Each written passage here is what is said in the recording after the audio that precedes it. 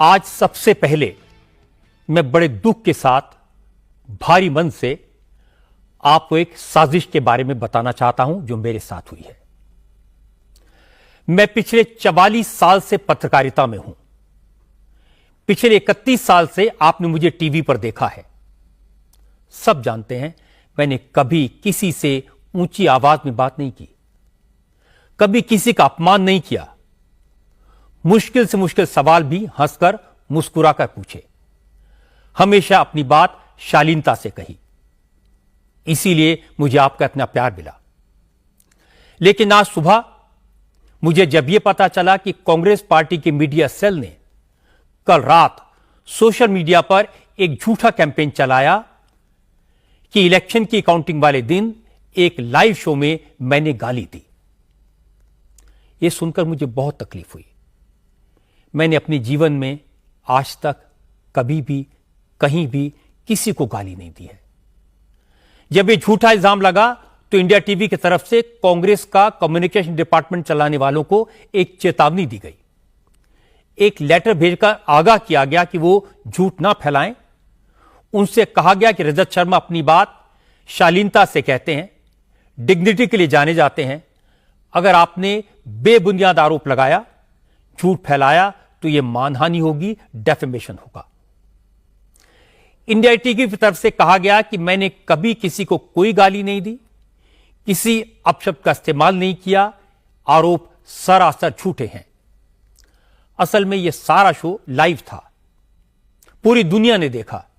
अगर कहीं कुछ हुआ होता तो सबको दिखाई देता, सबको पता चल जाता। कांग्रेस के प्रवक्ता ने इस शो के दौरान भी जानबूझकर मुझे मिसकोट किया। मैंने वहीं क्लैरिफाई किया और यह भी कहा कि मैं उनके साथ बहस में नहीं पड़ना चाहता। लेकिन अब मुझे लगता है कि कांग्रेस के प्रवक्ता को मुझे टारगेट करने के इरादे से भेजा गया था। उस दिन मुझे प्रोवोक करने का प्रयास विफल हुआ। उनके हाथ कुछ नहीं लगा। लाइव शो 4 जून को हुआ था, उसमें गाली देने जैसी कोई बात थी ही नहीं। इसीलिए 10 तारीख तक कोई कुछ नहीं बोला। 6 दिन बाद गाली देने का झूठा आरोप लगा दिया। मेरे लिए मेरे दर्शक सबसे पहले हैं। आपको ये जानने का हक है कि मैंने क्या कहा, उस शो में क्या हुआ। इसलिए उस दिन जो लाइव शो हुआ उसका वो पूरा हिस्सा मैं आपको सुनवा देता हूं, जिसे लेकर मुझे बदनाम करने का प्रयास किया गया। गांधी देखिए, फर्क का... यह है सुधांशु कि नरेंद्र मोदी के लिए 250 सीटें लेना भी हार कह दिया जाएगा और इनके लिए 90 सीटें लेना भी जीत कह जाएगा।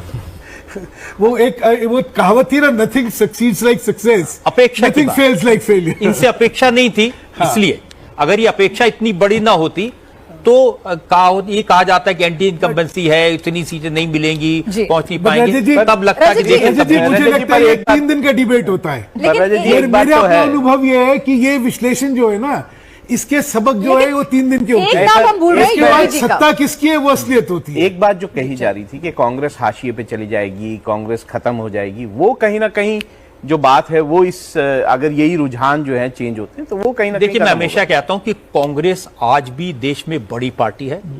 चाहे गुजरात में उनकी एक सीट भी ना आए, लेकिन गुजरात में वो बड़ी पार्टी है। मध्य प्रदेश में एक भी सीट ना आए, लेकिन मध्य प्रदेश में भी वो बड़ी पार्टी है। लेकिन उनकी लीडरशिप उसको लेकर आ जाए और बना दे। अब कांग्रेस सीटें कहां जीत रही है? या तो साउथ में या यूपी में, बिहार में वो दूसरों के कंधे पर चढ़ के जीत रहे। रजत जी, जहां एक महाराष्ट्र में जीती थी सीट, आज वो 10 सीटें जीत रहे हैं। वो भी तो देखिए, वो भी 3 लोग हैं। अपने दम पर कितनी जीत रही है? जो 235 सीटें बीजेपी अपने दम पर जीत रही है, ये बहुत बड़ा फर्क है। कांग्रेस प्रवक्ता रागिनी नायक हमारे साथ जुड़ रही हैं। रागिनी जी, बहुत स्वागत है आपका इंडिया टीवी पर। जो रुझान दिखाई दे रहे हैं, इंडिया अलायंस 237, एनडीए 292 और कांग्रेस पार्टी का स्कोर अभी हम कहें 94 सीटें कांग्रेस के खाते में रुझान में दिखाई दे रही है। क्या कहेंगे आप? मीनाक्षी, सबसे पहले तो मैं कहूंगी कि जो 10 साल का न्यायकाल था ना नरेंद्र मोदी जी की सरकार का, तो उसके लिए मैं ये जरूर कहना चाहती हूँ कि 10 साल से देश में घूम घूम बाधा विघ्नों को चूम चूम, सहधूप घाम पानी पत्थर, कांग्रेस आई कुछ और निखर, सौभाग्य न हर दिन सोता है, देखें आगे क्या होता है। तो जैसा कि अभी कोई बता रहा था, चूंकि टीवी स्क्रीन मेरे सामने नहीं है, मैं रजत जी की आवाज पहचान रही थी, बाकी मुझे थोड़ा संशय था। कोई कह रहा था कि केवल 1.25 लाख या 2.5 लाख वोट काउंट हुए हैं। तो मुझे लगता है थोड़ा और रुकना चाहिए। और जिस तरह से हंसी ठिठोली के साथ प्रधानमंत्री पद बट गया, भाजपा के प्रवक्ता कह रहे थे, शायद मंत्रिमंडल भी कर रहे होंगे, जरा जीत के लड्डू और हार का ठीकरा संभाल कर रखिए, थोड़ी देर में आदान प्रदान होने वाला है। मैं उत्तर प्रदेश के बारे में जरूर कहना चाहती हूं कि उत्तर प्रदेश में अगर अयोध्या की सीट पर पीछे हैं, स्मृति ईरानी वाली अमेठी की सीट पर पीछे हैं, अरुण गोविल वाली मेरठ की सीट पर पीछे हैं, तो एक बड़ा संदेश मुझे लगता है देश की जनता ने दिया है कि सांप्रदायिकता, धार्मिक उन्माद, मंदिर मस्जिद, मछली मटन, मुल्ला घुसपैठिया, माफिया, मंगलसूत्र मुजरा वाली राजनीति देश में नहीं चलनी चाहिए। लेकिन रागिनी जी, मध्य प्रदेश में तो क्लीन स्वीप है। मुझे पूरा, आपने इतनी देर बात की, भाजपा के प्रवक्ता में स्टूडियो में बैठे, बोलिए ना प्लीज रागिनी जी, आज तो आप लोगों का दिन है, बोलिए। हाँ, तो मैं कह रही हूँ कि देखिए 45 साल में जो सबसे ज्यादा बेरोजगारी रही, 35 साल में सबसे ज्यादा महंगाई रही, 75 साल में सबसे ज्यादा रुपए में गिरावट रही, थाली थी तो खाना नहीं था, डिग्री थी तो नौकरी नहीं थी, सिलेंडर था तो गैस नहीं थी, शौचालय था तो पानी नहीं था, वाहन था तो पेट्रोल और डीजल भरवाने के लिए पैसे नहीं थे। ये हालात देश में हुए। 80 करोड़ लोगों को ये जो कहा गया तथाकथित रूप से अन्न पहुंचाया गया, राशन दिया गया, उसके बाद ग्लोबल हंगर इंडेक्स पे भारत का नंबर 111वें अंक पर पहुंच गया था। ये सच्चाई थी। इसीलिए कहीं ना कहीं ये बात स्वीकार नहीं होगी। मुझे रजत जी की एक बात से आपत्ति हुई, उन्होंने कहा कि कांग्रेस अगर डबल भी कर लेती है तो कोई बड़ी बात नहीं है। तो आज पूछना चाहिए, भाजपा के प्रवक्ता बैठे, कि ये 400 पार के नारे का क्या हुआ, 370 अपने आप पार कर लेंगे उसका क्या हुआ, सारे एग्जिट पोल जो गलत साबित हुए उसका क्या हुआ। और मीनाक्षी आप भी देखिए, अगर आप एनडीए कह रही हैं तो कृपया इंडिया बोलिए, या तो आप एनडी अलायंस बोले, फिर आप इंडी अलायंस बोले तो मैं समझ सकती हूँ, पर ये दुभाती आज के दिन तो कम से कम मत करिए। अच्छा चलिए, एनडीए और फिर कह रही है इंडी अलायंस, ये तो गलत बात है। और ये आपने ये जो भगवा और हरा कर दिया। रागिनी, पहली बात तो देखिए, मैं नहीं आपसे ज्यादा बहस करना चाहता, लेकिन आप समझिए मैंने क्या कहा था, उसको मत मिसकोट करिए। मैंने कहा था कांग्रेस अगर 90 सीटें भी जीत ले तो उसकी जीत मानी जाएगी।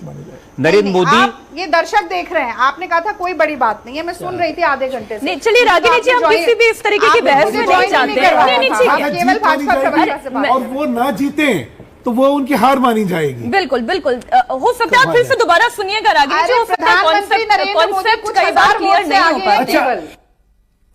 अब इसमें गाली कहां है ये साबित करना उनका काम है जिन्होंने झूठा आरोप लगाया है। ये वीडियो पहले भी अवेलेबल था, आज भी अवेलेबल है और कल भी रहेगा। कोई भी इसे देख सकता है। मुझे कुछ छिपाने की जरूरत नहीं है, क्योंकि मैंने कुछ गलत नहीं किया, कुछ गलत नहीं कहा। वार्निंग देने के बावजूद कांग्रेस की मीडिया सेल ने अपना इल्जाम दोहराया, इसलिए अब यह मामला मैंने अपनी लीगल टीम को सौंप दिया है। अब कानून अपना काम करेगा।